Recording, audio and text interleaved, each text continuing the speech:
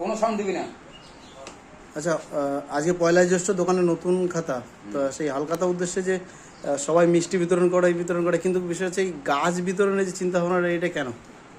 এটা হিসাবে ধরতে গেলে আমার একটা ব্যক্তিগত অভিমত, কারণ আজকে প্রকৃতির যা পরিস্থিতি, এই পরিস্থিতিতে যে দাবদাহ চলছে, এর থেকে বাঁচার একমাত্র উপায় হচ্ছে এই গাছ।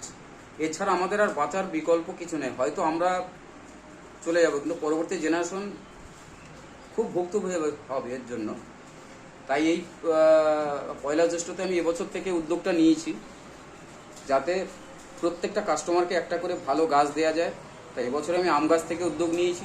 দেখি আগামী বছর যদি আরও থাকে, তাহলে এবছর আমাদের প্রতিষ্ঠানের 227 বছর পূর্তি আছে, তাই 270টা গাছ দিয়ে শুরু করেছি। আগামী বছর চাইবো ওটা আরও 400-500 গাছ বিলি করার জন্য। আর প্রকৃতি আমাদের প্রতি এতটাই বিরূপ, এই বাঁচতে গেলে গাছ লাগানো ছাড়া আমাদের আর কোনো রাস্তা নাই। তাই বলবো, এরকম উদ্যোগে যেন আগামী জেনারেশন, যুব সমাজ বিশেষ করে, যেন প্রত্যেকে এগিয়ে আসে এবং এরকমভাবে তারা প্রতিটা জায়গায় যেন উৎসাহ দেয় যে আপনারা গাছ লাগান, গাছ বিলি করেন। মিষ্টি তো আছেই, মানুষ তো মিষ্টি খায়, হালখাতাতে মিষ্টিটা মাস্ট, কিন্তু তার সঙ্গে যদি এরকম উদ্যোগটা নেওয়া হয় আজকে প্রত্যেকটা দোকানদার, তাহলে হয়তো প্রকৃতি বাঁচবে।